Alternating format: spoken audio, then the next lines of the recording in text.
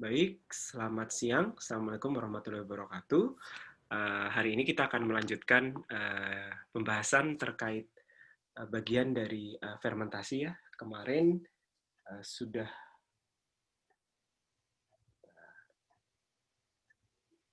kita sudah sampai bagian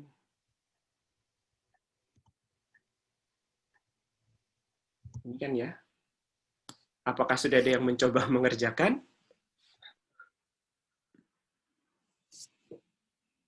dan mendapatkan hasil yang sama? Jadi pada intinya untuk menghitung pertanyaan pertama adalah maximum specific growth rate. Jadi ini adalah mu max. Kemudian yang ini adalah apparent growth yield, itu adalah yield-nya. Kemudian maximum cell concentration ini adalah X, tapi ketika S0-nya diganti menjadi 150 gram per liter. Awalnya kan 50 gram per liter ya. Kemudian yang D itu menanyakan waktu ganda. Jadi ini Anda harus menghitung waktu ganda dulu, nanti Anda bisa dapatkan sel di akhir itu berapa generasi. Jadi berapa kali penggandaan gitu maksudnya ya, how many generation itu. Nah, untuk menghitung mu max, Anda perlu menentukan karena namanya mu max itu adalah mu yang didapat pada fasa logaritmik ya. Logaritmik, sehingga Anda harus bisa mencari dari jam ke-0 sampai jam ke-44 ini fasa logaritmiknya ada di mana. Ya, jadi ini kalau Anda plot itu nanti grafiknya antara T terhadap X, itu nanti akan membentuk grafik seperti ini. Sementara kalau terhadap ini X-nya ya, kalau terhadap substrat, nanti substratnya akan turun. Ini substrat. Nah, jadi Anda harus bisa menentukan pada bagian mana si X-nya ini mencapai fasa logaritmik. Kalau di sini, di jawaban yang disampaikan, dia menghitung dengan cara manual ya, jadi per selisih, jadi pakai metode selisih mundur gitu ya, terus langsung menghitung satu persatu berapa delta X per delta T, nanti dikalikan per X pada T tersebut. Terus dapat, nanti dihitung ketemu yang nilai maksimumnya berapa. Nah, dengan cara ini boleh, tapi ini sebetulnya merupakan cara yang sangat kasar ya pendekatannya. Nah, kalau Anda menggunakan pendekatan yang ini, di mana Anda mencari waktu logaritmiknya, nanti Anda menghitung waktu mu max-nya dari persamaan yang ini. Ya, jadi T0 itu adalah T awal logaritmik, kemudian T akhir, itu T-nya itu adalah T akhir logaritmik, kemudian Anda menghitung delta T-nya. T0 T dikurangi T0. Kemudian ini juga X awal logaritmik, ini adalah X akhir logaritmik, X0 adalah X awal logaritmik. Ini akhir logaritmik. Sehingga nanti mu max itu akan sama dengan ln X per X0 dibagi delta T. Harusnya Anda akan dapat jawaban yang mirip.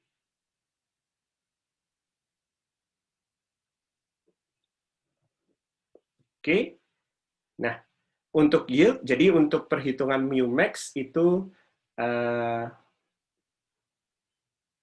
harus melihat pada kondisi yang logaritmiknya. Kemudian sedangkan untuk yield, Anda tinggal hitung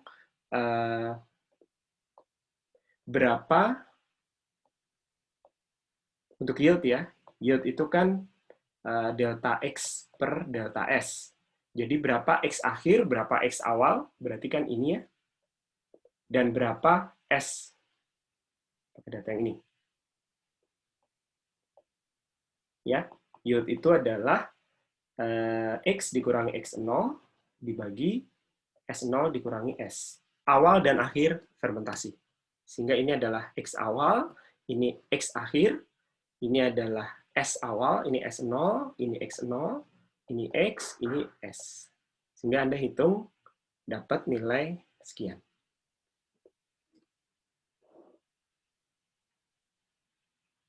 Nah, sebetulnya kalau untuk pertanyaan yang ketiga ini kan ditanya kalau S0-nya dirubah dari 50 menjadi 150, Anda sudah dapat yield-nya, ya.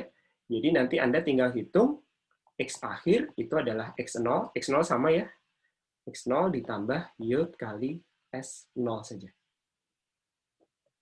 Dapat angkanya sekian. Nah, untuk jumlah generasi, Anda tinggal hitung. Anda hitung dulu waktu gandanya, kemudian sebetulnya langsung dihitung juga seperti ini juga bisa ya. Jadi jumlah generasi itu adalah berapa banyak penggandaannya ln X per X0 dikalikan ln 2. Itu nanti dapat jumlah generasinya.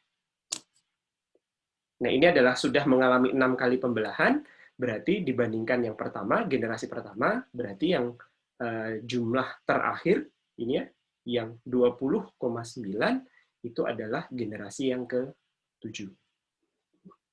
Dari sini apakah ada yang mau ditanyakan dulu? Terkait cara perhitungannya?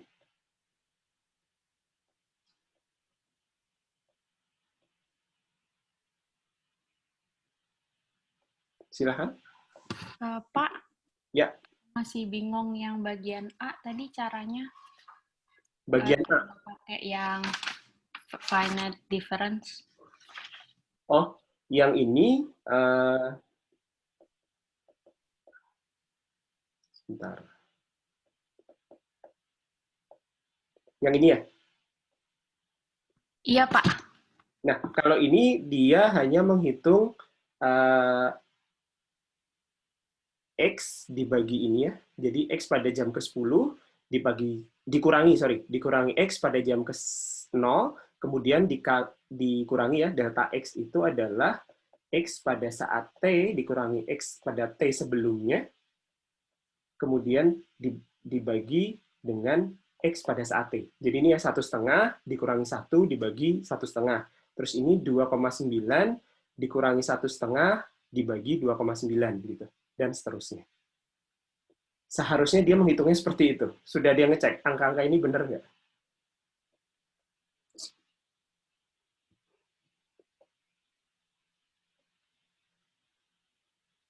Cara menghitungnya seperti itu, tapi itu adalah hitungan, tadi sudah saya sampaikan, itu adalah hitungan yang kasar ya, jadi ngitungnya satu-satu.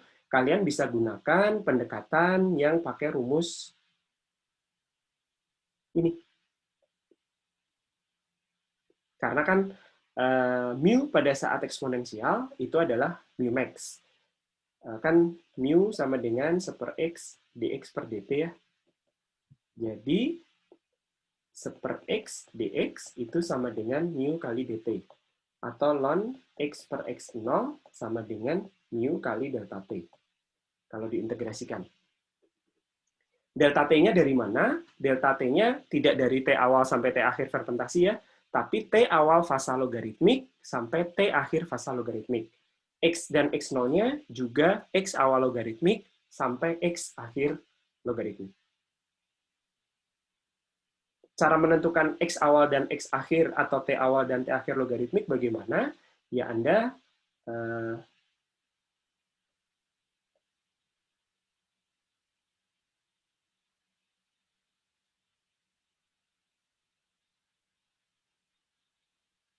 lihat data ini. Jadi Anda alurkan tadi ya, T terhadap X. Nanti kan dia begini ya profilnya. Nah, T awal, T akhir logaritmik di sini. Berarti ini yang T, yang ke bawah T, yang ke sini ya X-nya. Begitu. Apakah sudah cukup jelas? Jelas, Pak. Terima kasih. Ada lagi yang mau ditanyakan dari yang lain? Baik, kalau tidak ada, saya lanjutkan ya. Nah, sel, jadi ketika Anda melakukan fermentasi, sel itu tidak hanya tumbuh, tapi beberapa jenis proses fermentasi ini juga akan membentuk produk. Jadi ada ingat lagi secara sederhana, persamaan stoichiometri sederhana, bahwa kalau sel itu tumbuh diberi substrat ya, jadi kalau Anda menemukan sel, Anda masukkan substrat, maka akan terbentuk sel yang lebih banyak, makanya sifatnya adalah autokatalitik ya, reaksinya akan semakin cepat karena katalisnya semakin banyak. Nah, selain itu, sel juga bisa menghasilkan produk ekstraseluler. Produk ekstraseluler adalah produk yang dikeluarkan dari sel. Kalau di dalam namanya intraseluler. Nah, ekstraseluler produk ini dia akan terlarut di dalam cairan fermentasi. Sehingga nanti di akhir proses fermentasi, Anda akan punya sisa substrat ya. Kalau komponen dari substrat yang belum habis, sisa substrat, kemudian ada juga sel yang makin banyak jumlahnya, kemudian ada produk. Produk ini bisa hanya satu, tapi jarang. Ada juga produk utama dan produk-produk samping. Nah, terkait pembentukan produk ini, ada beberapa jenis produk atau klasifikasi produk dilihat dari kapan produk itu dibentuk. Yang pertama itu adalah yang disebut dengan growth associated product. Jadi namanya growth associated product ya. Jadi produk itu akan dibentuk bersamaan atau simultan dengan pertumbuhan sel. Jadi Anda lihat kurvanya seperti yang di samping ini. Jadi Anda lihat kalau selnya itu pertumbuhannya lambat, pembentukan produknya juga lambat. Tapi nanti ketika selnya sudah tumbuh dengan lebih cepat atau makin cepat, produk juga akan terbentuk semakin cepat atau semakin banyak. Nanti kalau selnya masuk fase stasioner, dia akan melambat juga pembentukan produknya. Atau produknya sudah tidak dibentuk kalau selnya sudah tidak tumbuh. Nah, dari sini, ini yang sering juga disebut dengan produk metabolit primer. Jadi produk yang memang dihasilkan berbarengan dengan tumbuhnya sel. Jadi namanya adalah metabolit primer. Nah, secara kinetika, kalau tadi ada mu ya, mu itu adalah laju pembentukan sel, laju pertumbuhan sel spesifik. Nah, di sini ada istilahnya adalah Kp. Kp ini adalah laju pembentukan produk spesifik. Nah, laju pembentukan produk spesifik itu secara umum dinyatakan sebagai perubahan jumlah atau konsentrasi produk dibagi waktu, spesifik ya, dibagi lagi dengan konsentrasi sel pada saat itu.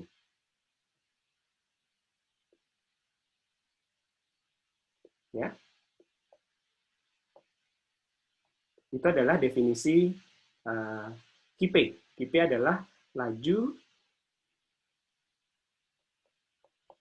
pembentukan produk spesifik.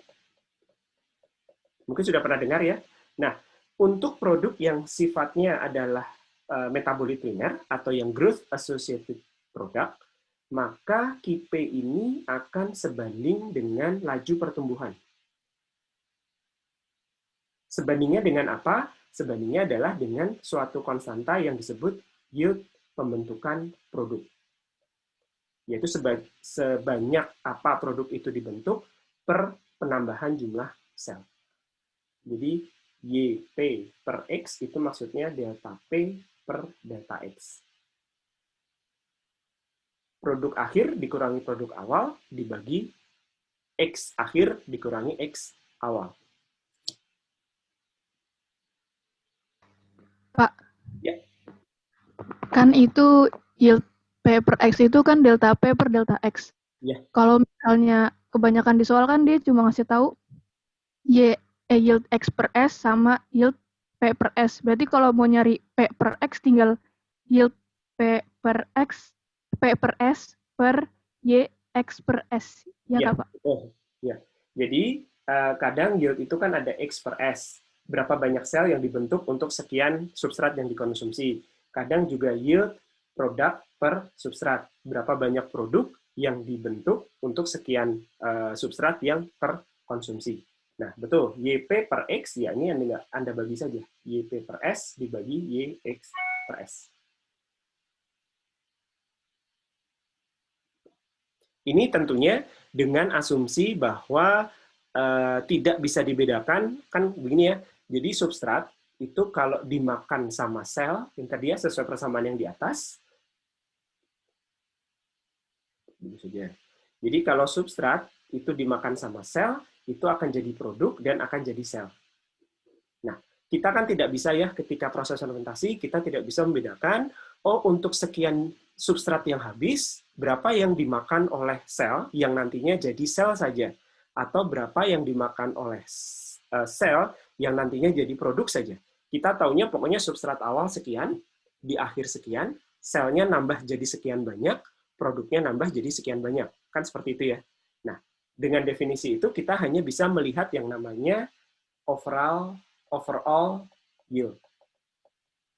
Jadi di akhir kita melihat berapa banyak sel dan produk yang bertambah, di akhir kita juga hanya melihat berapa jumlah substrat yang berkurang.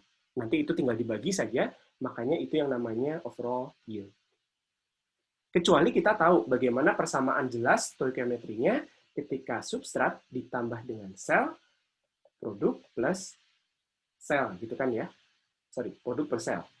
Nah, kecuali kita bisa mendefinisikan nanti di pertemuan berikutnya, kita akan coba definisikan sistem pertumbuhan dilihat dari stoichiometri. Nah, kecuali kita bisa menyusun stoichiometrinya dengan lengkap, kita baru bisa menentukan, oh, dari sekian, katakanlah 100 gram per liter substrat, lalu habis gitu ya, berapa gram per liter yang jadi sel, berapa gram per liter yang jadi produk.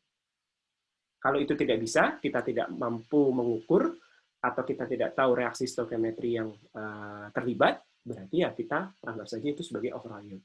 Perhitungannya kayak tadi aja. Jadi tinggal ngitung delta X per delta S, atau delta P per delta S, terus nanti Anda bisa hitung delta P per delta X. Oke ya. Nah, untuk yang growth associated, KP sebanding dengan mu. Nah, jenis produk yang lain ini adalah kalau produknya itu ketika selnya tumbuh, dia belum dibentuk.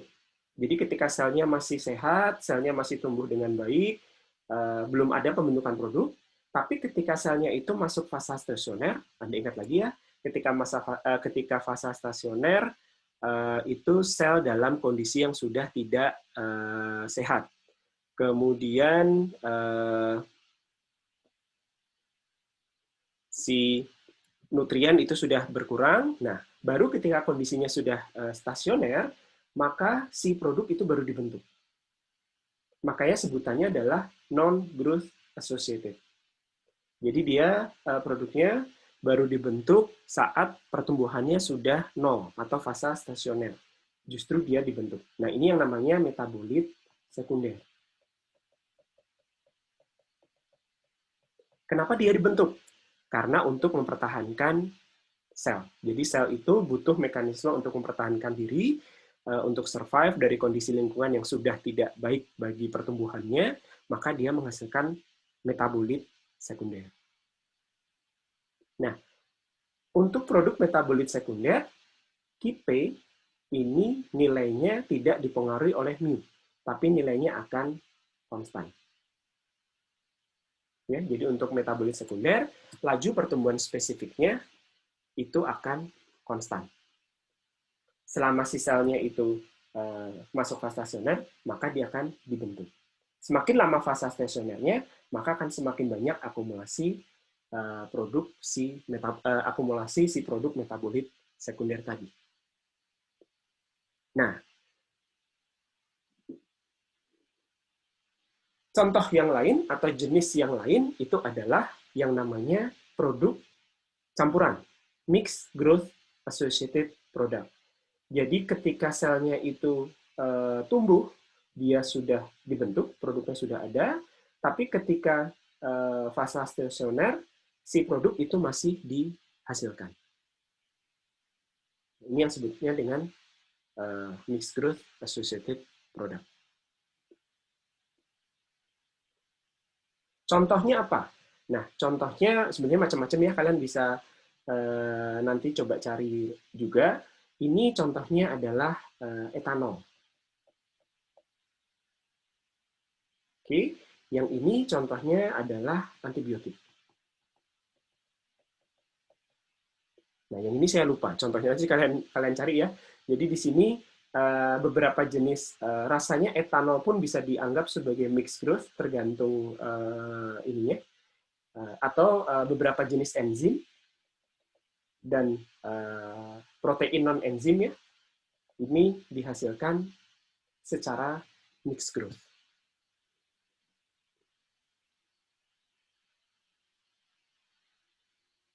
Ada pertanyaan dulu sampai di sini?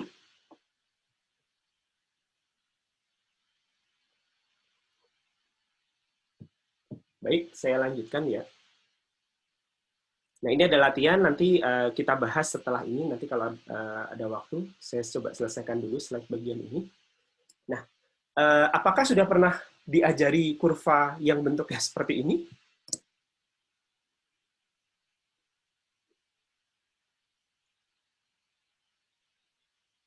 Ini menyatakan laju pertumbuhan spesifik sebagai fungsi dari sisa konsentrasi substrat, atau yang sering disebut dengan persamaan monod. Pernah. Apa yang kalian ingat dari persamaan monod? Pernah dulu, Pak. Ya, apa yang kalian ingat?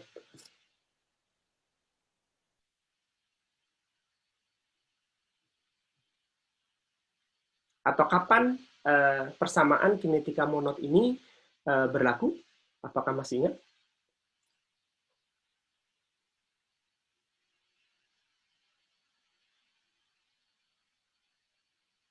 Oke.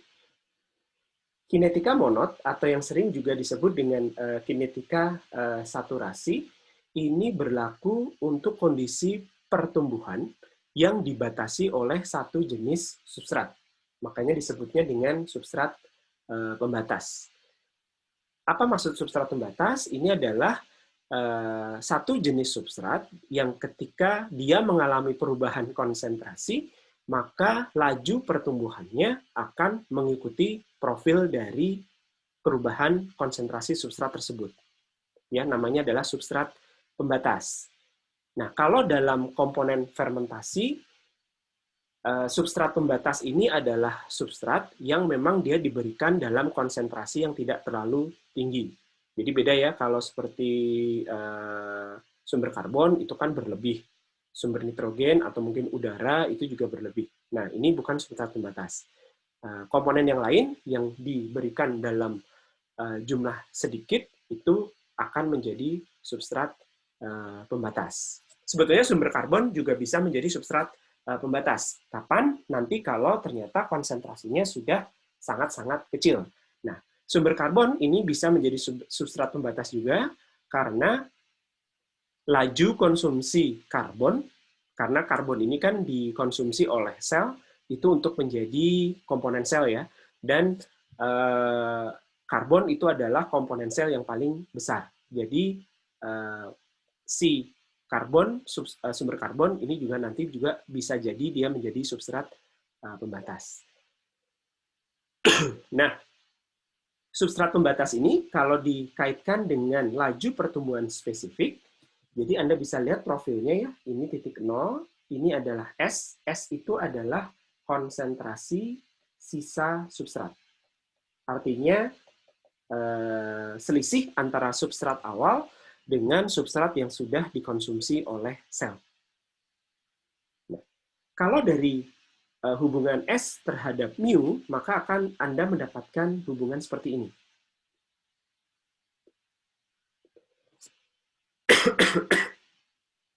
Nah, cara bacanya gimana? Paling enak cara bacanya kalau kita menjalankan proses fermentasi, tadi kita lihat hubungan X terhadap waktu ya, atau substrat terhadap waktu. Nah, ketika di awal fermentasi, substrat itu kan dalam kondisi berlebih. Walaupun sudah ada substrat yang dikonsumsi oleh sel, sisa substrat makin banyak. Jadi ketika T awal, kondisinya akan di sini. Ya, S sisanya masih sangat banyak. Nah, karena S sisanya masih sangat banyak, maka sel itu akan tumbuh dengan baik, ada di fase logaritmik ya, ada di fase logaritmik, sel akan tumbuh dengan sangat baik, laju pertumbuhannya akan sangat cepat, sehingga mu-nya akan mencapai nilai mu maksimum.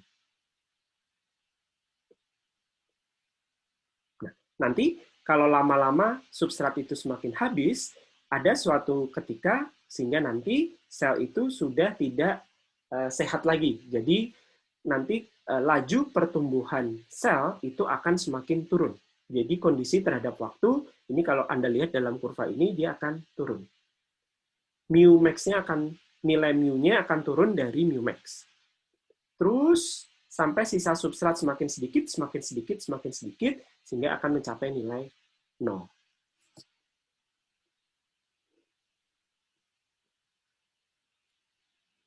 Oke. Nah, dari sini Anda bisa lihat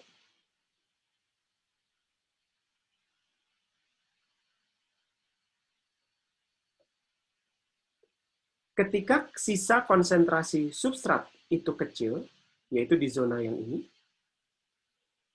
mu itu akan berbanding lurus dengan S, pangkat 1.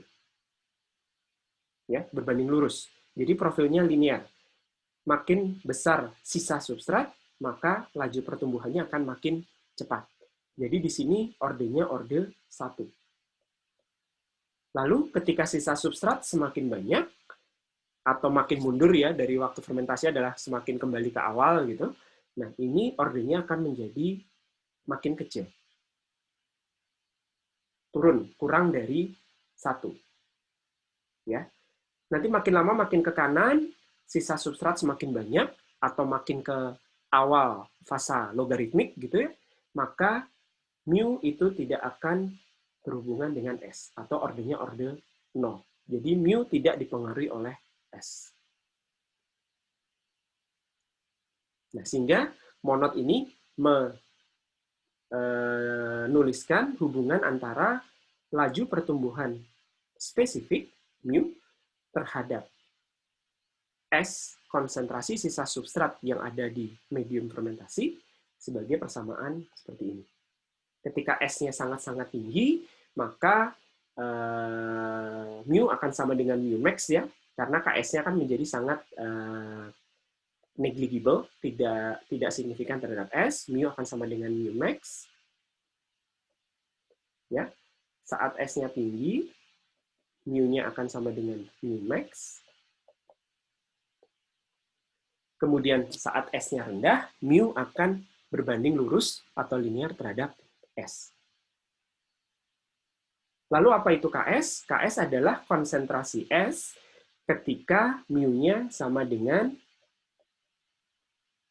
setengah dari mu max. Atau yang kita sering sebut juga dengan konstanta afinitas terhadap substrat. Nah, sekarang Anda lihat kurva di kiri ya. Kalau suatu sel, jadi di sini mu max dan Ks itu adalah parameter kinetika dari sel. Nah, kalau suatu sel nilai Ks-nya itu tinggi dengan kalau suatu sel nilai Ks-nya, suatu jenis sel ya, nilai Ks-nya itu rendah, apa beda di profil ini? Tapi mu max-nya sama.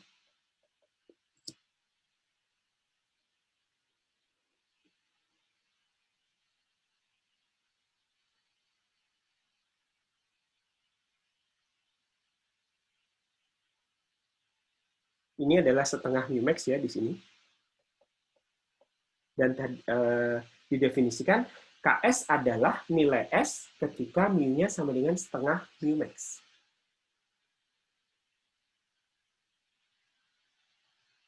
Kalau Ks rendah, itu berarti kurvanya ada di sini ya. Sini. Gini. Itu kan ya. Sementara kalau Ks-nya tinggi, berarti dia akan sini.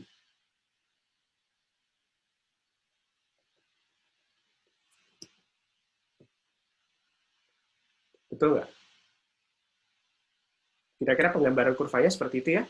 Jadi KS yang rendah itu garis merah yang sebelah kiri, kemudian kalau KS-nya tinggi itu adalah garis merah yang sebelah kanan. Nah, apa bedanya? Atau sebetulnya apa makna kualitatif dari suatu sel dia punya nilai mu max yang sama, tapi KS-nya beda. Yang satu KS-nya lebih tinggi, yang satu KS-nya rendah. Kalau terhadap profil gambar ini, apa yang bisa Anda ceritakan?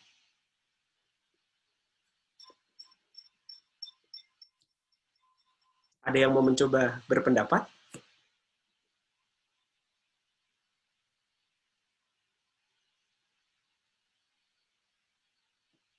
Silahkan.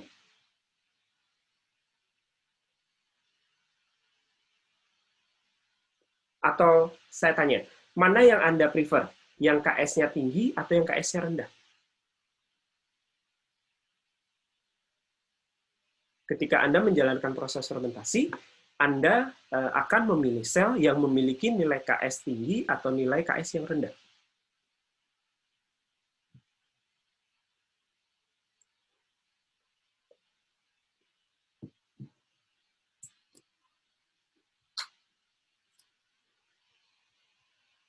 Silahkan.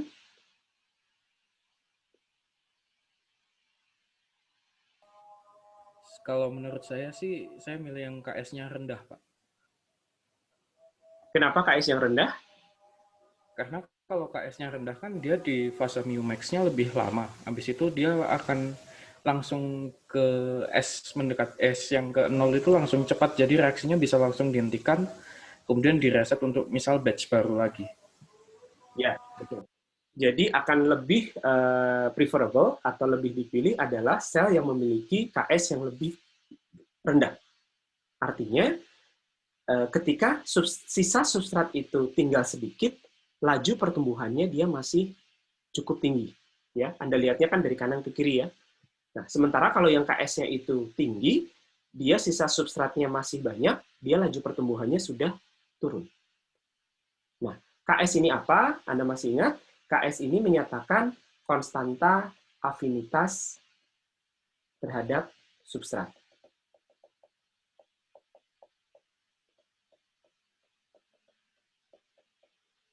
Ya, afinitas itu menyatakan seberapa suka si selnya terhadap substrat. Tapi angkanya terbalik, definisinya terbalik ya.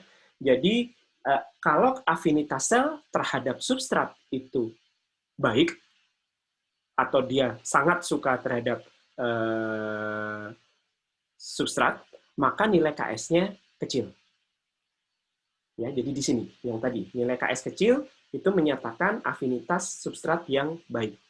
Tapi kalau KS besar itu justru menyatakan afinitas substrat yang tidak baik. Oke, ada yang mau ditanyakan dulu? Nah, monod ini berlaku atau pendekatan kinetika monod ini berlaku untuk pertumbuhan yang cukup lambat ya. Jadi kan di sini Anda mengkuantifikasi sel itu kan nambah ya. Jadi pertambahannya ini diasumsikan cukup lambat sehingga Anda bisa mengkuantifikasinya dari waktu ke waktu. Pertambahan jumlahnya itu juga jumlah atau densitas sel itu juga tidak terlalu tinggi. Jadi terhadap sisa substrat, Anda bisa mengkuantifikasi pertambahan selnya. Makanya ada hubungan yang di sini linier, kemudian yang di sininya linier, yang di sininya dia order 0. Nah, sementara kalau lajunya sudah cukup cepat, laju pembentukan sel barunya cepat, kemudian jumlah selnya juga banyak, densitas selnya tinggi, ini biasanya ada persamaan yang mengkoreksi si persamaan monod. Tapi untuk sistem sederhana, Anda bisa menyatakan atau Anda bisa mengasumsikan laju pertumbuhan sel itu tidak terlalu tinggi, kemudian densitas sel itu juga tidak terlalu tinggi, maka Anda bisa menggunakan asumsi kinetika monod. Oke, sampai di sini cukup jelas? Jelas, Pak. Baik. Saya lanjutkan kalau gitu ya. Nah, oke. Tadi hitungan sudah. Balik lagi ke konsep pertumbuhan ya. Jadi kita ingat lagi bahwa mikroba itu kan makhluk hidup. Makhluk hidup dia hidup dari metabolisme di dalam selnya. Metabolisme itu ada proses untuk menghasilkan energi, ada juga untuk menggunakan energi. Ada anabolisme, ada katabolisme. Nah, dalam lintasan metabolismenya itu dihasilkan enzim untuk membantu mempercepat reaksi metabolisme. Nah, enzim ini juga sifatnya spesifik, kemudian kerja enzim itu diatur pada temperatur tertentu. Nah, sehingga sel yang memanfaatkan kerja enzim itu secara umum juga dia akan tumbuh, akan hidup secara optimum pada temperatur tertentu. Jadi tidak pertumbuhan optimum dari semua jenis sel itu temperaturnya tidak sama. Jadi ada sel yang baik hidup di temperatur yang cukup rendah, kita sebutnya siklofil ya. Kemudian ada sel yang mikroorganisme yang tumbuhnya itu baik di temperatur yang agak-agak hangat gitu ya, temperatur biasa sampai agak-agak hangat, itu namanya mesophiles. Dan ada yang memang baru tumbuh dengan baik pada temperatur yang agak panas, yang kita sebut dengan thermophiles. Nah, ini kisaran angkanya, tapi tidak, nanti ada gambarnya di belakang. Gambar temperatur ini tidak fix ya, jadi memang nanti bentuknya adalah rentang. Angkanya berapa itu pun masih ada pergeseran. Nah, Anda ingat lagi bahwa yang namanya mu net itu akan sama dengan mu growth dikurangi KD. Betul ya? Atau ini ya, per N, dN per dt, ini kalau dalam jumlah sel, itu adalah mu pertumbuhan dikurangi KD. Nah, kaitannya dengan temperatur, masing-masing parameter, baik laju pertumbuhan spesifik maupun laju kematian spesifik, ini dua-duanya akan dipengaruhi oleh temperatur. Hubungannya bagaimana? Kalau sudah temperatur, cuma ada satu persamaan ya yang umum digunakan. Ini adalah persamaan, apa namanya? Yang bentuknya seperti ini.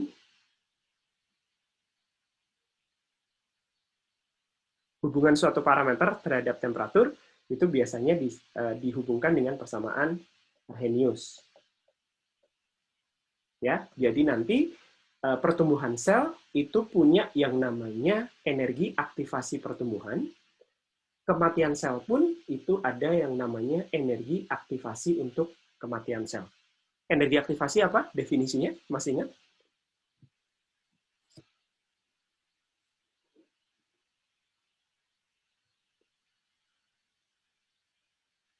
Ayo. Waktu belajar katalis gitu ya, reaksi kimia. Apa energi aktivasi?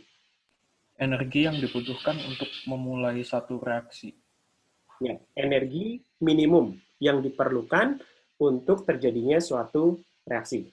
Nah, di sini sama definisinya, yaitu energi aktivasi adalah energi minimum yang diperlukan untuk sel itu untuk mulai tumbuh atau sel untuk mulai mati. Nah, ini dua-duanya akan sangat dipengaruhi oleh temperatur. Nah, nanti makanya akan ada kondisi di mana, Anda masih ingat, secara umum kalau reaksi kimia biasa, apa yang terjadi kalau temperatur itu dinaikkan?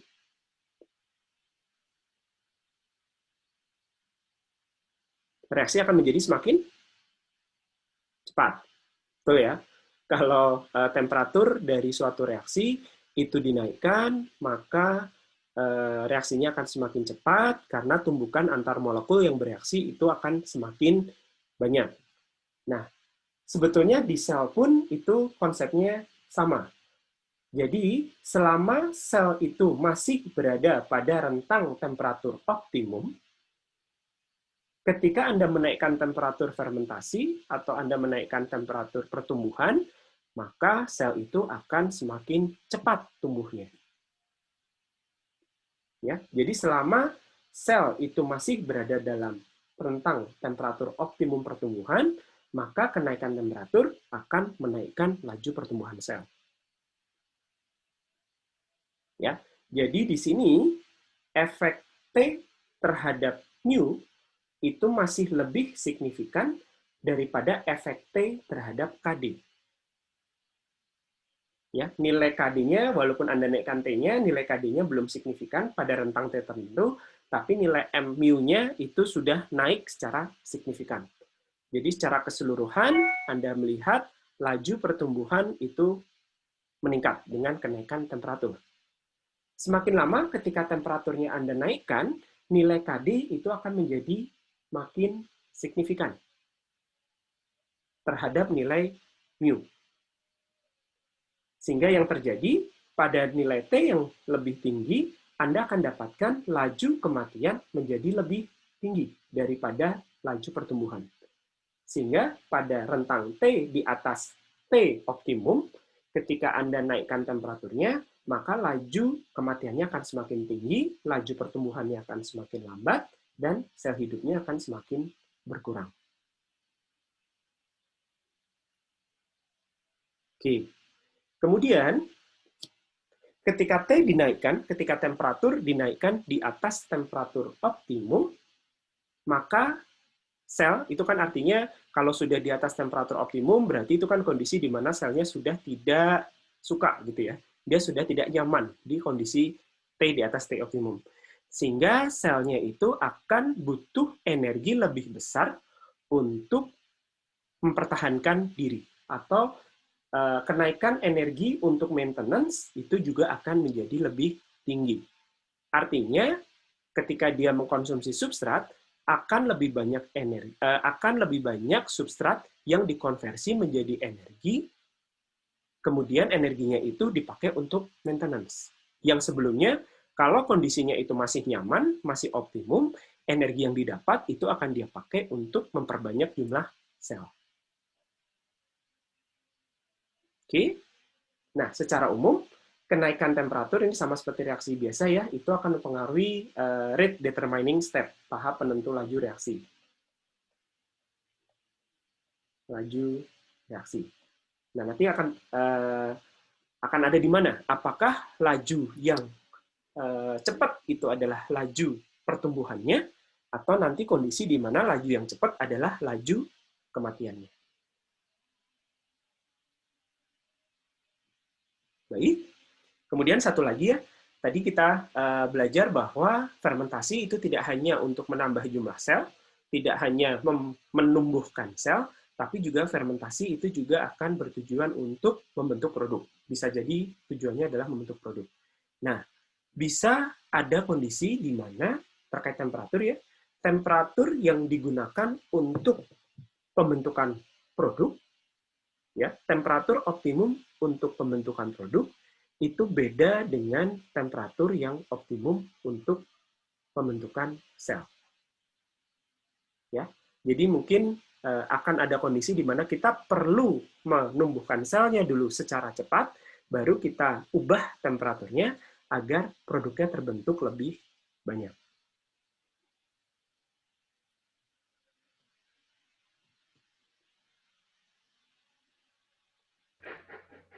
Pak, mau tanya. Ya, silakan. Kan tadi Bapak bilang kalau T untuk pertumbuhan itu beda dengan T untuk produk. Bisa jadi. Nah, tidak selalu, ya. Kalau gimana ya bahasanya? Misal Pak, kalau dia masuk reaktor, misalnya dia di suhu mesofilik, itu kan rentang 20-50. Kalau kita misal ambil dia suhu 37. Berarti kalau buat itu misal untuk T pertumbuhan. Nah, kalau untuk T pembentukan produk itu harus ditaikin atau harus diturunin? Atau gimana mekanismenya, Pak? Naikin turuninnya gitu, Pak? Oh, oke. Ya, jadi temperatur pembentukan produk itu bisa, temperatur optimum untuk pembentukan produk itu bisa sama dengan temperatur optimum pertumbuhan atau bisa beda. Nah, bisa beda itu bisa lebih rendah, bisa lebih tinggi dari temperatur pembentukan produknya. Nah, ini biasanya terjadi kalau, balik ke sini ya, kalau produknya itu sudah berbentuk produk yang growth associated, ini kan sangat linear ya, jadi ini biasanya sama. Temperatur optimum pembentukan produk itu akan sama. Nah, yang bisa beda itu satu adalah yang bentuknya adalah non-growth. Jadi karena si sel itu mengalami kondisi yang tidak baik. Kondisi yang tidak baik itu satu, memang si nutrisinya habis. Nutrisinya habis, maka selnya akan melambat pertumbuhannya, dia akan membentuk produk. Atau kondisinya menjadi tidak nyaman karena Anda ubah temperaturnya. Jadi pada kondisi sel yang tumbuh saja, gitu ya, tumbuh dengan baik, sel itu tidak akan membentuk produk. Tapi ketika Anda ubah temperaturnya, walaupun nutriennya belum habis, gitu ya. Jadi ketika Anda ubah temperaturnya, maka itu sudah bukan kondisi dia optimal, kan? Berarti ada kondisi di mana dia merasa tidak bagus pertumbuhannya, dia menghasilkan produk tadi. Ya, produk metabolit sekunder ini bisa jadi dipengaruhi oleh perubahan temperatur. Nah, pada kondisi seperti itu, kalau kalau produk yang Anda inginkan itu adalah metabolit sekunder atau mixed growth, misalnya gini, dia menghasilkan enzim, kemudian enzimnya itu baru bekerja pada temperatur optimal enzim yang beda dengan temperatur optimal pertumbuhan. Ya, jadi ketika selnya itu ditumbuhkan, itu dia menghasilkan enzim. Temperatur untuk menghasilkan enzimnya sama dengan temperatur pertumbuhan. Tapi enzimnya mau Anda pakai lagi untuk mengkonversi menjadi produk yang ada di dalam medium. Nah, tapi enzim tadi bekerja pada temperatur yang beda dengan temperatur pertumbuhan. Seperti itu. Jelas ya? Nah, ketika Anda mengalami kondisi seperti itu, beda itu bisa lebih rendah, bisa lebih tinggi, ya berarti Anda harus mengatur di reaktor fermentasinya. Anda punya dua cara. Satu, mengubah temperatur pada satu reaktor yang sama. Jadi yang tadinya mungkin 37, kemudian produknya itu optimal di katakanlah 50 derajat misalnya, ya berarti Anda harus naikkan temperatur reaktornya. Atau opsi kedua adalah Anda pindahkan ke reaktor kedua yang memang dia dioptimalkan untuk kondisi pembentukan produk. Ya, jadi temperatur reaktor 1 itu digunakan untuk pembentukan sel agar pertumbuhannya cepat, gitu ya. Nanti keluaran dari reaktor 1 itu pindahkan ke reaktor 2 yang kondisinya lebih optimum untuk pembentukan produk. Seperti itu. Bisa dipahami? Bisa, Kak. Ya, jadi cara mengaturnya secara umum gitu. Antara Anda menaikkan atau menurunkan temperatur reaktor yang sama, atau Anda pindahkan saja isi reaktor tadi ke reaktor kedua yang temperaturnya beda dengan temperatur reaktor 1. Nah, ini ya, tadi saya katakan batas tadi ya, 20-50 itu tidak terlalu kaku ya.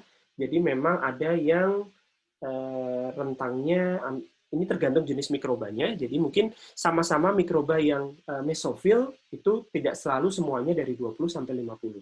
Mungkin ada yang hanya 30 sampai 40, atau 20 sampai 40, atau 30 sampai 60 gitu ya. Jadi variatif sekali, sangat tergantung pada jenis atau bahkan tergantung pada spesies dari si mikroba. Sama-sama bakteri, belum tentu sama-sama mesofil. Ya, itu contohnya. Nah, apa sih implikasi dari ini ketika Anda memiliki atau ketika Anda menggunakan mikroba tertentu yang punya temperatur optimum pada rentang tertentu, ya ini berarti akan mengatur atau akan mendikte kondisi operasi fermentasi Anda. Kalau Anda ingin menghasilkan produk, suatu jenis produk, terus ternyata produk tadi dihasilkan oleh mikroba yang sifatnya termofilik, artinya dia hanya hidup pada temperatur yang relatif tinggi gitu ya, ya berarti fermentornya berarti harus dioperasikan pada temperatur yang tinggi. Berarti Anda butuh sistem pemanas dan sistem untuk menjaga agar panas dari reaktor itu ada pada nilai optimum dari si mikroba. Kebalikannya, kalau ternyata mikrobanya adalah sikrofil, berarti Anda butuh reaktor dengan sistem pendingin dan menjaga agar temperaturnya selalu pada rentang yang dingin, agar sesuai dengan temperatur optimum si mikroba. Nah, tentunya paling gampang itu adalah kalau Anda menggunakan mikroba yang sifatnya mesofil. Dia tumbuh bagus pada temperatur kamar misalnya antara 30 atau 35 derajat Celcius ya. Butuh pemanasan tapi tidak terlalu tinggi karena biasanya proses fermentasi itu sendiri dia menghasilkan panas. Ya. Jadi yang Anda lakukan hanya menjaga agar panas dalam reaktor itu selalu konstan pada temperatur sekitar 30 atau 35 derajat Celcius. Ya, jadi ini akan mempengaruhi kondisi fermentasi.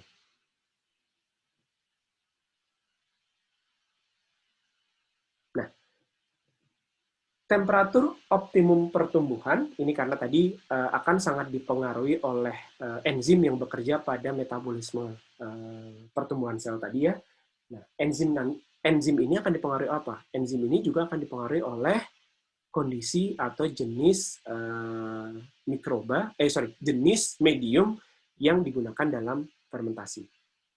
Ya, jadi selain dipengaruhi oleh fenomena laju pertumbuhan spesifik terhadap temperatur, itu akan dipengaruhi oleh jenis sel dan juga akan dipengaruhi oleh jenis medium yang Anda gunakan. Ini misalnya contoh ya, ini adalah laju pertumbuhan sebagai fungsi temperatur untuk E. coli, kemudian ditumbuhkannya satu yang titik hitam penuh itu adalah pada medium yang kompleks, medium yang isinya rich gitu ya. Dan yang kedua adalah dengan medium yang isinya hanya glukosa dan garam-garam mineral. Nah, Anda lihat ya bahwa profil laju terhadap, tapi secara umum menunjukkan laju yang meningkat terhadap temperatur, kemudian terhadap temperatur dia menjadi turun. Atau ini kebalik ya. Jadi yang ini bacanya dari kanan ya. Kalau temperatur rendah itu yang kanan, makin ke kiri itu temperaturnya makin tinggi, optimum di 39, kemudian dia turun lagi kalau temperaturnya dinaikkan. Nah, profil kenaikannya pun tidak selalu sangat linear ya. Jadi ada mungkin di 15 sampai 21 dia ngikutin garis yang ini, kemudian dia ngikutin garis yang ini. Ya, ini kembali lagi, ini tergantung enzim yang dihasilkan oleh sel tadi. Nah, ternyata kalau mediumnya itu diganti, sama-sama menggunakan E. coli, Anda lihat bahwa profilnya tetap ya, temperatur dinaikkan, laju pertumbuhannya naik, tapi nilai dari laju pertumbuhan itu akan lebih rendah daripada kalau menggunakan medium yang kompleks.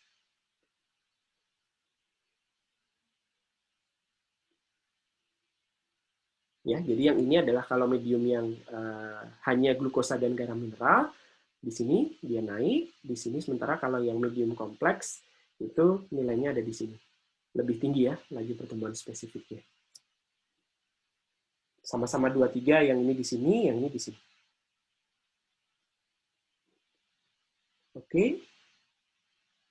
Nah, kemudian pengaruh kondisi lingkungan yang akan mempengaruhi pertumbuhan. Kalau yang temperatur itu yang paling pengaruh ya. Yang kedua itu adalah pH atau derajat keasaman. Derajat keasaman ini munculnya dari mana? Munculnya adalah dari zat-zat yang sifatnya asam atau basa yang ada di dalam medium. Nah, kenapa pH ini mempengaruhi pertumbuhan? Sebetulnya juga penjelasannya mirip dengan temperatur. Jadi, karena metabolisme itu akan sangat dipengaruhi oleh enzim yang bekerja, maka aktivitas enzim itu juga akan dipengaruhi oleh pH. Kira-kira kenapa? Karena Anda ingat ya, enzim itu kan punya yang namanya, nanti pas membahas enzim, kita akan bahas lebih detail. Enzim itu adalah katalis, dia punya yang namanya sisi aktif. Nah, sisi aktif ini, keaktifan dari sisi aktif ini salah satunya muncul karena enzim ini punya muatan. Anda tahu ya, enzim itu protein itu punya gugus yang positif, punya gugus yang muatannya negatif. Nah, sama, nanti di sisi aktifnya pun, keaktifan atau kereaktifan dari sisi aktif, ini akan bergantung pada muatan yang ada di, keseimbangan muatan yang ada di sisi aktif tadi. Muatan itu kan berarti ada plus, ada minus ya. Sementara pH itu juga menyatakan berapa banyaknya ion H+ atau ion OH- yang ada di dalam medium. Nah, kalau mediumnya berubah pH-nya, berarti kan kekuatan ion H+ dan OH- berubah.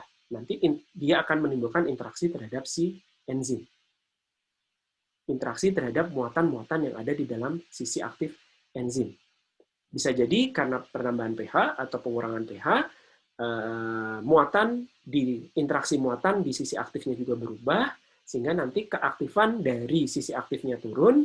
Kalau keaktifan sisi aktif turun, ya berarti kemampuan enzimnya turun. Kalau kemampuan enzim turun, aktivitas enzim turun, laju pertumbuhannya akan turun. Seperti itu. Nah, sama seperti temperatur, jadi setiap sel atau setiap jenis mikroorganisme itu punya rentang pH optimum yang beda. Oke, ini kisaran lagi ya. Jadi kalau bakteri ini memang dia punya rentang pH yang cukup lebar, tergantung jenis bakterinya tentu saja. Kemudian yeast itu lebih ragi, itu lebih sempit. Kemudian jamur itu juga mirip-mirip ya. Nah, kemudian kalau sel hewan dan sel tumbuhan itu jauh lebih sempit. Sel tingkat tinggi itu jauh lebih sempit. Nah, kembali lagi, pH optimum dari si mikroba, pH optimum dari sel yang Anda gunakan dalam fermentasi, ini juga nanti akan mendikte kondisi operasi dari reaktor fermentasi Anda. Kalau memang pH optimum dari selnya itu netral, ya berarti Anda harus menjaga pH reaktor itu netral. Kalau pH optimumnya itu ada di asam, ya berarti pH reaktor harus asam. Kalau basah, ya berarti pH reaktor harus basah. Seperti itu ya. Nah, sebetulnya terkait perubahan pH yang ada di medium. Medium itu kalau Anda lihat kan ini ada sel gitu ya. Terus ini ada medium. Ini medium, ini selnya. Nah, kalau di dalam medium itu pH-nya berubah, sel itu apapun yang terjadi di luar sel ya, si sel itu akan berusaha untuk menjaga agar pH di dalam sel itu konstan. Konstan pada nilai berapa? Ya pada nilai medium, pada nilai pH optimumnya. Sehingga kalau pH medium itu sama dengan pH optimum sel, artinya tidak ada perbedaan pH ya antara di dalam dengan di luar sel. Karena tidak ada perbedaan pH, maka sel itu tidak perlu mengeluarkan energi banyak untuk menjaga agar pH intraselulernya itu tetap konstan. Tapi jika pH medium di luar sel itu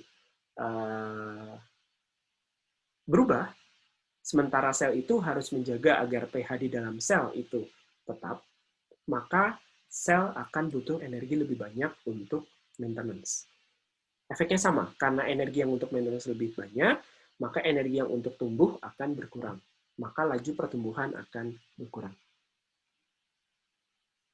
Nah, kalau di dalam fermentasi, sebetulnya apa saja yang bisa merubah pH? Sebetulnya macam-macam ya.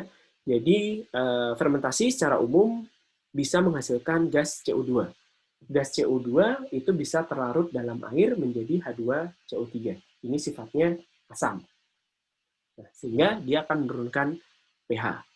Atau memang dalam fermentasi, si sel ini menghasilkan asam-asam organik yang kemudian dikeluarkan ke medium. Di ekstraseluler bentuknya ya. Dikeluarkan dari dalam sel, sehingga nanti akan menurunkan pH.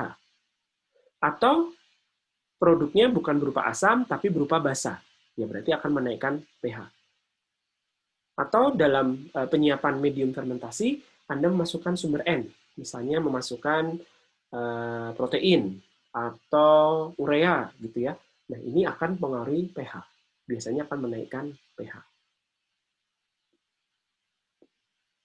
Oke. Nah, di sini yang perlu diingat adalah Anda harus salah satu pengendalian dari reaktor fermentasi adalah pengendalian pH. Selain tadi ya, pengendalian temperatur. Bagaimana caranya? Ya, berarti Anda harus menambahkan zat yang sifatnya asam atau zat yang sifatnya basa atau dua-duanya tergantung perubahan pH di dalam fermentor atau reaktor, nanti untuk menjaga pH dari medium itu selalu berada pada pH optimum dari sel.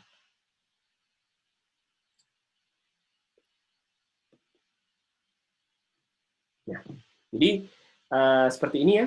Jadi sama seperti temperatur. Jadi sebetulnya kalau pH-nya ada di pH optimum, berarti nanti pertumbuhannya akan cepat. Ini bentuknya dimensionless. Dimensionless itu laju terhadap laju maksimum, sehingga paling atas itu laju maksimum, nilainya 1. Nah, kalau Anda turunkan pH-nya, atau Anda naikkan pH-nya, atau pH-nya berubah dari pH optimum, maka laju pertumbuhannya akan menurun. Tapi, terkait pH ini, ada satu sifat yang beda dengan temperatur ya. Anda bisa mengadaptasikan si sel. Ya. Jadi, dengan perlakuan yang namanya, mungkin pernah dengar ya, aklimatisasi pH, ini adalah merubah kondisi pH medium dari pH awal menjadi pH yang beda, bukan pH optimum, tapi secara bertahap, tentunya dengan mencukupi kebutuhan nutrien dan lain sebagainya, ya, dan kondisi operasi yang lain, Anda bisa merubah sifat atau Anda bisa merubah rentang pH optimum dari sel. Ya, jadi yang awalnya cuman sempit ya, Anda naikkan dikit dia turun, Anda turunkan pH-nya dia juga turun. Nah, dengan yang namanya aklimatisasi atau adaptasi, ini rentang pH-nya bisa lebih lebar. Caranya bagaimana? Tadi, dengan memvariasikan medium secara bertahap, pH-nya dinaikkan atau diturunkan secara bertahap, nah nanti selnya itu akan bisa mengikuti perubahan pH. Sehingga pertumbuhannya tidak akan langsung drastis turun. Ini tidak terjadi dengan temperatur ya. Anda tidak bisa mengadaptasikan sel dengan melakukan aklimatisasi temperatur. Tidak ada yang namanya aklimatisasi temperatur. Misalnya Anda tumbuhkan, kemudian temperaturnya sedikit-sedikit dinaikkan atau sedikit demi sedikit diturunkan. Nah ini selnya biasanya ya udah nanti pertumbuhannya akan melambat atau malah mati kalau temperaturnya terlalu tinggi.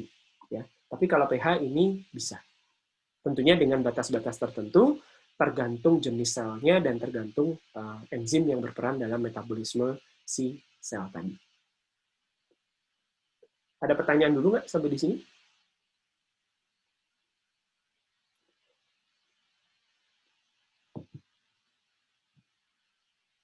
Terlalu cepat atau cukup penjelasannya?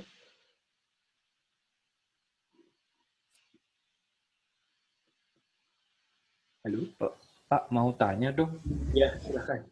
Ini kan tadi yang pengaruh lingkungan itu dari pH sama temperatur. Kalau misal pengaruh lain seperti viskositas atau misal jenis gula yang kita gunakan terhadap pertumbuhan bakteri itu ada pengaruhnya apa enggak, Pak? Atau pengaruhnya gede apa enggak, Pak? Ada, sebetulnya nanti ada ya. Jadi kalau mungkin bukan viskositas, tapi kalau konsentrasi gula itu nanti ngaruhnya ke tekanan osmotik dari si medium. Ya, daripada bukan ke viskositas secara fisik ya kekentalannya, tapi lebih ke efek dari si sifat larutannya. Kalau Anda naikkan konsentrasi gula atau Anda naikkan konsentrasi garam di dalam medium, itu kan yang naik adalah tekanan osmotik. Pernah dengar konsep tekanan osmotik ya? Jadi tekanan yang muncul karena ada interaksi ion-ion di dalam larutan, gitu ya. Nah, tekanan osmotik ini yang akan mempengaruhi sel, terutama nanti mempengaruhi kekuatan dari dinding sel. Karena komponen nutrisi masuk ke dalam sel itu kan sebetulnya lewat peristiwa osmosis ya. Jadi dia harus menembus membran sel. Sehingga sel itu punya yang namanya tekanan osmosis di permukaan dinding selnya. Nah, kalau konsentrasi nutrien, gula, garam itu terlalu tinggi di luar di medium di luar dinding sel, maka peristiwa osmosis, Anda tahu kan ya peristiwa osmosis itu pindahnya dari konsentrasi tinggi, dari pelarut yang konsentrasinya rendah ke konsentrasinya tinggi gitu ya. Nah, itu akan memecah atau akan merusak sel. Sehingga nanti kalau Anda kan tahu ada manisan atau asinan, itu kan sebetulnya proses pengawetan suatu bahan makanan dengan cara menaikkan tekanan osmotik dari si bahan makanan tadi. Harapannya apa? Dengan naiknya tekanan osmotik, maka mikroba itu tidak akan mudah hidup di bahan makanan tadi. Sehingga bahan makanan tadi akan lebih awet. Itu ya kalau terkait konsentrasi. Iya, terima kasih, Pak. Oke. Nah, yang berpengaruh juga itu adalah oksigen. Ini khususnya kalau selnya adalah sel atau mikrobanya yang sifatnya aerobik. Dia butuh oksigen untuk hidup. Nah, Anda ingat ya, ketika sel itu adalah selnya sel aerobik, dia tumbuh di dalam di dalam reaktor, dalam medium cair, selnya tersuspensi di dalam medium cair. Oksigen itu kan disuplainya dari udara. Fasanya gas gitu ya. Nah, untuk bisa dimanfaatkan, oksigen tadi harus larut ke dalam cairan. Betul ya? Ya, jadi sel itu tidak bisa bernafas, tidak seperti manusia yang bisa ngambil oksigen dari udara, dihirup, terus masuk ke dalam paru-paru dan sebagainya gitu ya. Nah, kalau di sini oksigen untuk sel itu dia harus larut dulu di dalam cairan ke medium fermentasi, baru nanti dia bisa berdifusi atau ya dia bisa ditransportasikan masuk ke dalam sel. Oksigen seperti itu. Ya, jadi sumbernya dari gas, tapi dia harus masuk lewat difusi ya ke dalam cairan, terlarut dulu di dalam cairan, baru diambil oleh sel. Nah, Anda masih ingat kelarutan oksigen di dalam udara? Kelarutan oksigen di dalam air itu kan rendah. Masih ingat berapa kelarutan kalau Anda larutkan udara ke dalam air gitu ya, pada tekanan 1 atm, kemudian 25 derajat Celcius, berapa konsentrasi maksimum oksigen yang bisa larut di dalam air? Ini airnya air bersih.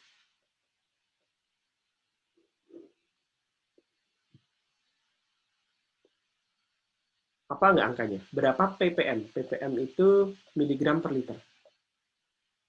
Mungkin hanya sekitar berapa? 5, Pak.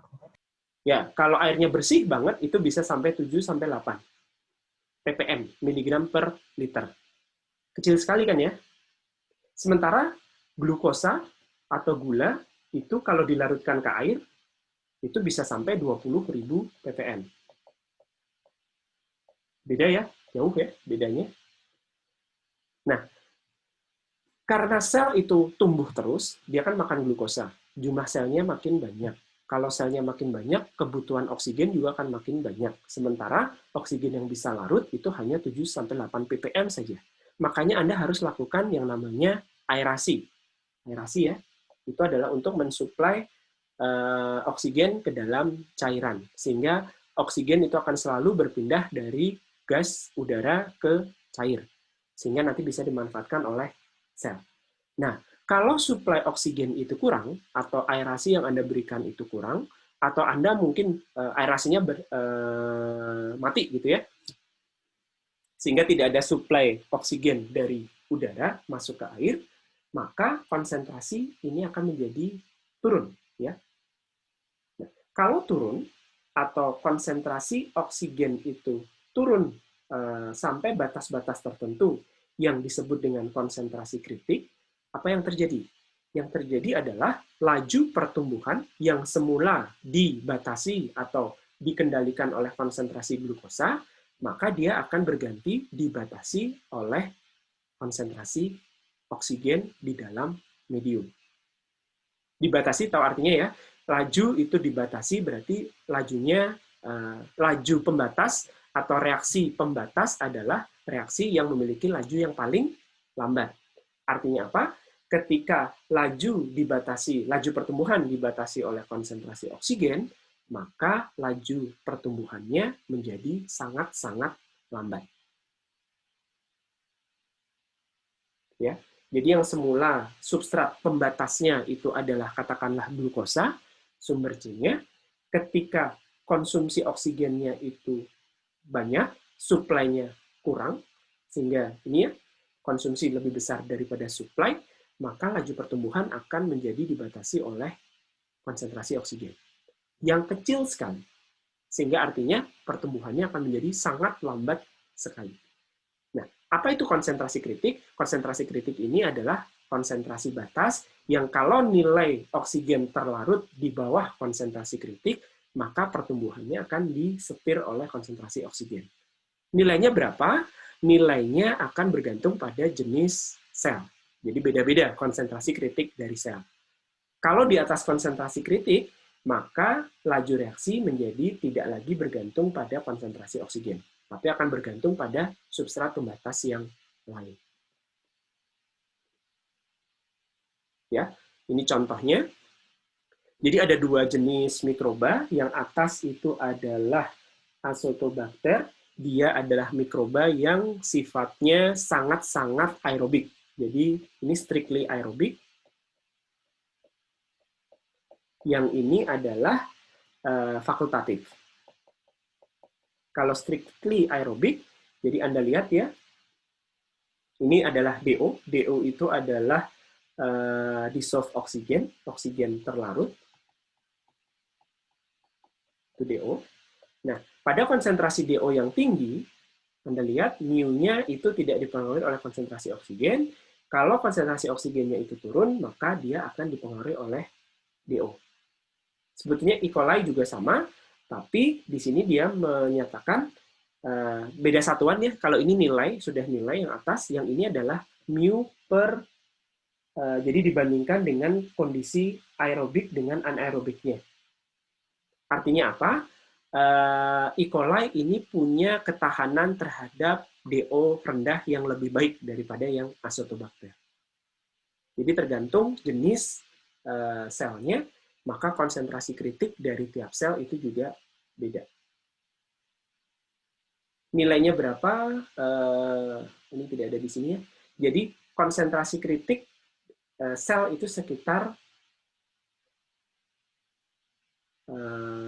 saya kok lupa angkanya ya. Tergantung ya, jadi antara 0,3 sampai 0,5 dari DO jenuhnya. DO jenuh ya sekitar ini ya, 7 sampai 8.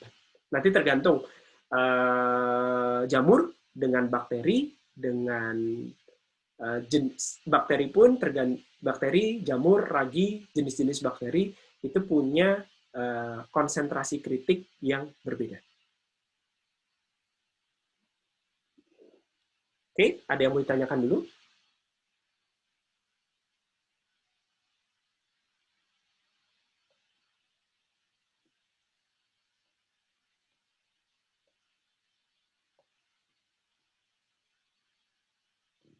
Baik, kalau tidak ada, nanti coba kalian melakukan latihan ya di sini. Ada fermentasi glukosa menjadi etanol. Jadi substratnya itu adalah glukosa, kemudian produknya itu adalah etanol. Kemudian konsentrasi awal glukosa itu adalah 100, berarti S0-nya ya. Dan konsentrasi sel awal itu adalah X0. Nah, kemudian diketahui mu, ini adalah mu max-nya. Mu max-nya itu adalah 0,3 per jam. Yield sel terhadap substrat itu 0,1. Kemudian yield produk terhadap substrat 0,4. Nah, dengan waktu T 8 jam, tapi T 8 jam ini lag phase-nya 5 jam. Jadi artinya yang 3 jam itu adalah eksponensialnya. Kemudian Kp adalah etanol, itu adalah growth associated product, sehingga Kp akan sebanding dengan mu. Maka silahkan hitung berapa sisa glukosa di akhir ya, setelah 8 jam, berapa sisa glukosa, berapa konsentrasi biomasa, dan konsentrasi etanol. Oke, silahkan dicoba. Nanti yang sudah selesai boleh gantian share screen. Silahkan.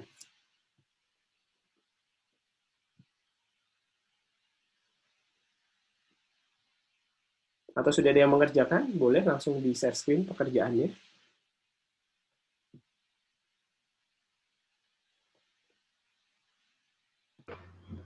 Pak, Ya. saya agak bingung sih sama soal yang tadi. Nanti waktunya itu dipakai di rumus yang mana ya, Pak? Jadi pahami saja bahwa 8 jam itu ada lag phase 5 jam.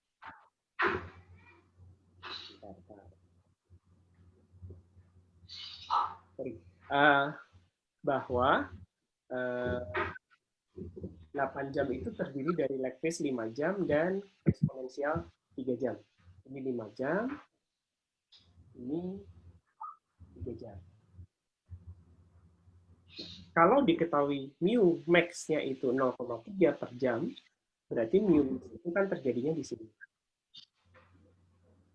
Kemudian, kalau X0 itu adalah berapa tadi? 0,1 ya? 0,1 di akhir jam 5, X-nya berapa? 0,1 kan ya? Namanya fasa lag kan tidak berubah konsentrasinya. Anda lihat berapa setelah 3 jam, kan Anda tahu ya, mu sama dengan 1 per X per dt. Atau X per X sama dengan mu m kali delta T. Nah, setelah 3 jam, X0-nya 0,1, X-nya berapa? Ya, jadi nanti di sini kita punya X setelah 8 jam, gitu kan? Total. Dengan X awal itu pada X saat 5. Ini adalah X8.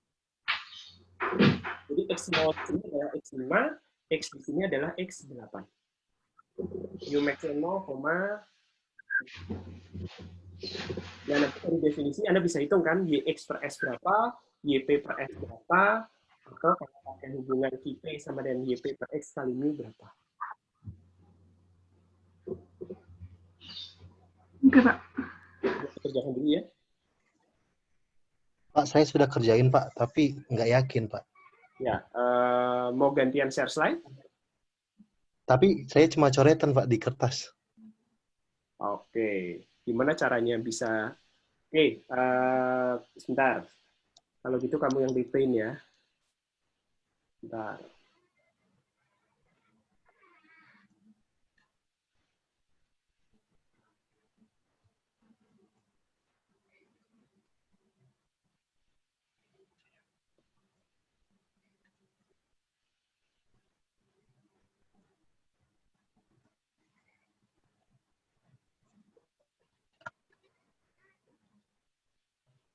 Oke, silakan.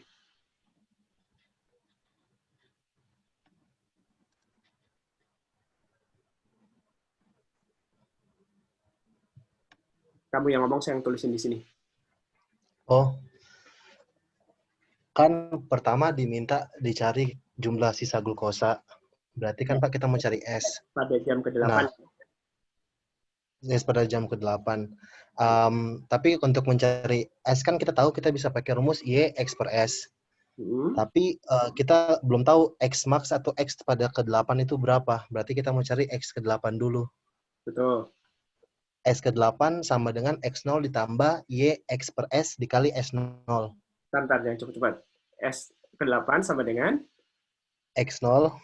X0 atau Ditambah. X5? Apa, Pak? X jam ke-0 atau X jam ke-5? X jam ke-5. Betul ya? X jam ke-5, betul? Terus? Ya, X jam ke-5 tambah Y, tambah mu X per S. mu x mu Per S. Oke. Dikali S5. S ke jam ke-5. Oke. Ini mu x per Terus S. masukin. Bukan, sorry, Pak. Bukan mu, sorry, Pak. Y. Y X per S. Oke. Y X per S dikali S pada jam ke-5. Oke. Terus? Berarti pas masukin, Pak, berarti 0,1 Oke. ditambah 0,1 dikali 100. Oke. Ketemu ya hasilnya berapa nih? Hasilnya 10,1 gram sel per liter. Kalau S8 bukan gram sel dong. Ini X8 ya? X8, Pak, X8. Oke. Gram sel per hour. Gram sel per liter. Konsentrasi ya, gram X per liter. Oke. Iya, liter. Baru kita cari deh, Pak, S finalnya. S finalnya, oke. Caranya? Sama dengan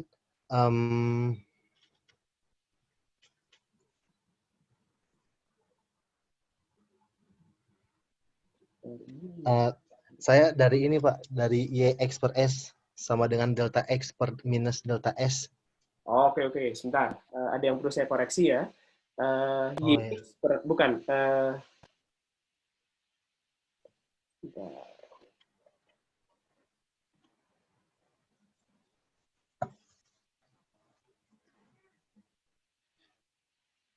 Kan mu max itu sama dengan, berapa tadi? Tolong dideketin, 0,3 per jam. Tadi kan dari gambarnya kan begini ya. Ini adalah 5 jam. Ini adalah 3 jam. Anda ingat lagi, mu max itu adalah 1/x dx per dt. Atau mu m dt sama dengan 1/x dx. Atau mu m kali delta t ln x. Ini katakan, ini gambarnya, sampai sini ya 3 jam, sorry.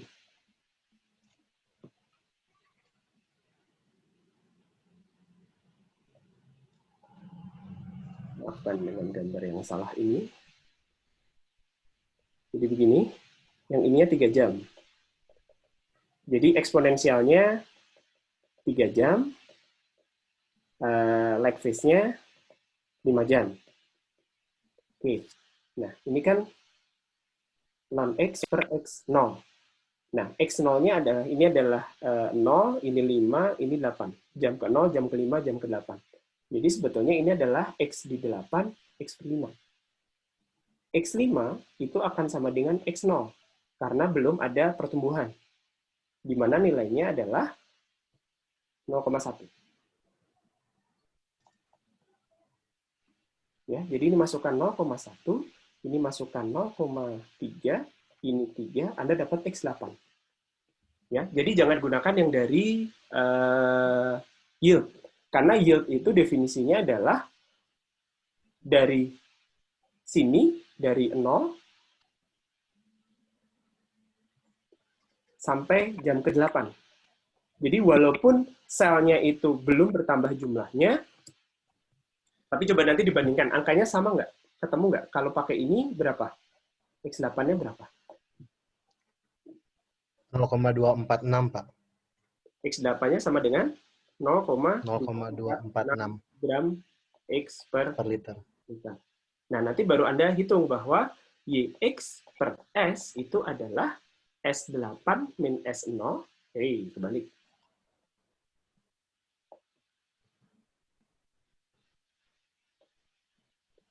X8 min X0 per S8 S0 min S8. Ini sama dengan, berapa tadi nilainya? Ada ya, YX per S 0,1. Oke. X8-nya Anda tahu dari nilai yang ini, X0-nya tahu, S0-nya tahu, Anda dapat S jam ke-8. Ini berapa? Nah, kenapa Anda tidak boleh menghitung langsung pakai yang S?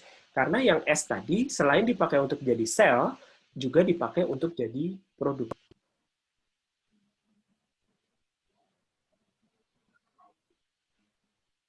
Oke. Nah, dari sini Anda bisa hitung berapa produk yang bisa dihasilkan dari sini. YP per S itu adalah P8 min P0 minus S0 min S8. Berapa P0-nya? Di sini dianggap belum ada ya. Jadi P0-nya bisa dianggap 0. Maka Anda bisa dapat P8.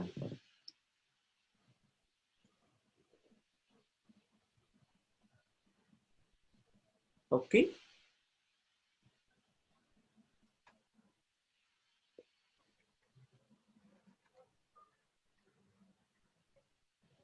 Oke, nanti coba dihitung lagi di rumah ya, Mas. Sekarang sudah di rumah masing-masing ya. Nanti setelah perkuliahan ini coba dicek lagi hitungannya. Jadi di sini Anda perlu memahami bahwa pertumbuhan selnya ini Anda hitung dari nilai mu max-nya. Jadi yang 0,3 itu adalah mu max-nya. Mu max itu tercapai dari jam ke-5 ke jam ke-8. Anda gunakan persamaan ln ini ya, bahwa mu max dikalikan delta T. Delta T-nya adalah dari 5 ke 8, berarti 3 jam. Itu sama dengan ln X akhir dikurangi X awal untuk fasa logaritmik. Jadi X8 dikurangi X5. X5-nya akan sama dengan X0. Dan seterusnya. Ada yang mau ditanyakan dulu? Pak, kalau cari biomass itu yang N sama dengan Pak. Gimana? Kalau misalnya mau cari jumlah biomass itu yang X. yang N sama dengan ln. Oh, sama aja sebetulnya. Ini konsentrasi ya. Jadi semuanya konsentrasi glukosa, konsentrasi biomasa X ini S, ini dan konsentrasi etanol. Ini S8, ini S8, ini P8. P pada jam ke-8, X pada jam ke-8, S pada jam ke-8.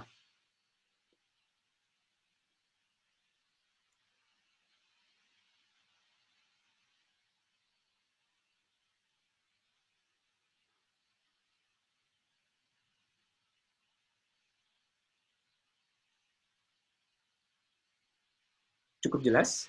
Atau masih ada yang bingung?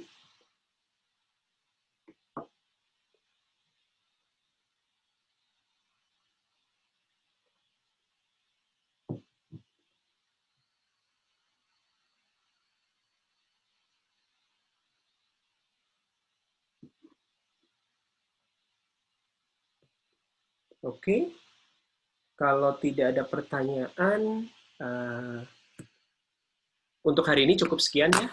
Kita akan lanjutkan lagi materi terkait fermentasi pada pertemuan hari Rabu.